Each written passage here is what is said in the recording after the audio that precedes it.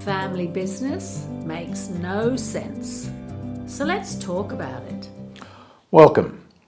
I'm Jon Kenfield, the Family Business Solutionist, with another episode of Family Business Makes No Sense. Today I'm talking about founder syndrome. On any rational analysis, it makes no sense to mix a family with a business, because almost everything that makes a family happy conflicts with what makes a business successful. However, there are an awful lot of family businesses in operation around the world, and there always have been. Some of them are very, very good. A lot of them are quite troubled at some point in time or another. What's the difference between the good ones and the could have been good ones? It's the fact that they are aware of the risk of conflict within the family and within the business, and they take active steps to minimize problems, to resolve conflicts early and to avoid them where they can. And that's essentially, once you put all the systems in place to make those things happen, how they make sense of being a family in business. So let's talk about founder syndrome as one of the many common causes of conflict in a family business. Founder syndrome is not something you'll necessarily find in pure psychological literature, but it is most certainly something you'll find talked about amongst family business people, and particularly amongst family business advisors. Founders syndrome is both a thing of beauty and a thing of terror. The founder of a business has a particular leadership style, a level of self-belief, an element of passion and undeniable energy that enables them initially to take the plunge and form a business. That's what makes them the founder. And then they put all of that energy, that unstoppable personal force and charisma, into storming to grow the business through its early stages, which is the hardest part, the birth and, if you like, the afterbirth. In those early stages of storming, they are chasing sales, customers, suppliers, money, staff, and also probably spending a bit of time working out what the hell they're doing there and where they're trying to go. So they are driven enormously by passion and energy, and there's not a lot of bandwidth left over for cool, calm, collected, rational management thinking whilst they're travelling at 1,000,000 miles an hour in the hamster wheel. That's all well and good to get the business established. Somewhere between 2 to 5 million turnover, I'm talking Australian dollars here, most businesses cease being a micro business and they become an SME, a small medium enterprise. At that point, the business needs to stop storming, or at least take a deep breath, and start norming. Norming is the process of delegating responsibilities to some others to spread the load. It's the process of putting in formal plans, proper structures like boards, advisory boards, executive management teams and the like, and processes such as formal policies and procedures for the workplace that enable the business to move into something rather more systemic, where it's not reinventing everything from scratch and it's not leaving itself wide open to a whole raft of liabilities and risks because it is not paying enough attention to the details that every business has to pay attention to if it's to survive. So we're saying in that norming phase, where the business may not completely stopped the growth, of course, but it is growing and also putting in some systems and processes so that it can then create another point for taking off again for another storming phase, or perhaps a performing stage, where it grows from being a small SME to a large SME, which is 100 million turnover.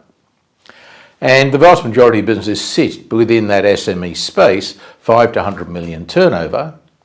And once they're moving towards the larger SME, they should have most of the systems in place that, when they're scaled appropriately, would enable them to become very much larger, and to do it on a basis which is long-term viable, because risks and finances and so on are being properly managed, as are the people they work with, the suppliers they operate with, and the customers they service. So what is the founder syndrome? Why is it a problem?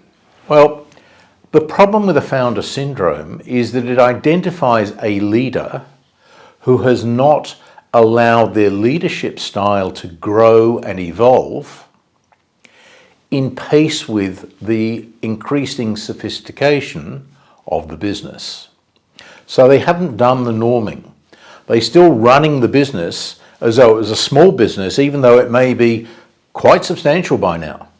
I've certainly worked with businesses turning over $60, $80 million, and they're still operated with systems that would be much better applied in a corner store. And somehow, because they work hard and they know what they're doing, they keep it going. But the moment there's a hiccup, the moment either of the founders, any of the founders in fact, or business owners have, say, a medical issue, they want to take a break, or anything of that sort happens, this business is going to be in serious trouble, because all the systems rely on the founder. Now, what are the consequences of that? Well, what it means is that initially the founder may inspire other people to put in superhuman efforts to help them grow the business. They attach themselves to the vision, they like the dream, they love the founder, and they're there, they're loyal serfs, they're loyal supporters, and so on. But at a certain point in time, people need to have their own certainty about where things are going. They need to know what's going to happen with their careers. They need to be able to see where the business is going to go in the future, because they've got their own families to worry about and they need a certain amount of security. They can also perhaps see that if the business is spending too much time looking after perhaps a very small number of critical clients, that business is massively exposed.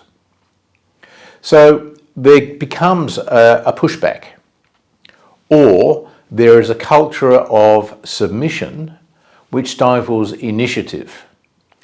People don't look at the big picture strategic imperatives. They might work very hard to do the work that's needed, but they're not looking, nobody other than the founder is engaged in building the future of the business. And when that happens, a business becomes very vulnerable. So how do you deal with this? What does an owner, what does a founder need to do differently to avoid being a victim and making their family and their business victims of founder syndrome? First thing they have to do is learn to trust other people. Not trust them just to be honest and not steal or do something like that, but also trust the advice and the input and the guidance and the connections and the simple nous that other people in their leadership and executive team bring to the table to broaden the views and improve the decision making of that founder. They need to trust them and delegate some authority. If they want staff to be accountable, they have to give them responsibility and give them authority to do jobs the way they think they should be done. Otherwise, how do you hold them accountable for doing something in a way they don't necessarily agree with, but they're just following orders? You just end up with a whole bunch of yes people doing that. You find perhaps very clever yes people. They buy into the dream, but they are not using the strategic part of their brain to grow the business, because that throws them in conflict with the founder who's moving 20% faster than they ever will.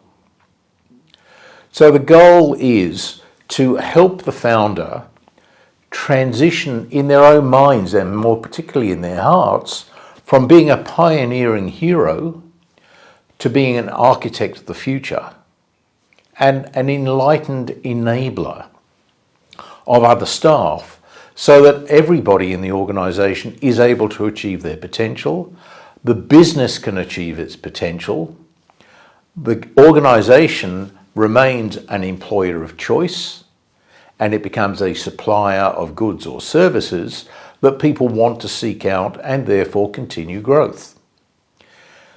Founder syndrome is not a terrible thing by any means. If you didn't have founders, you wouldn't have businesses. They have a skill set that's needed, which is not given to many others. The question is, are they big enough as people to recognise when that style is not suitable and when perhaps their skills are very appropriate for one part of business activity, but not necessarily all of it.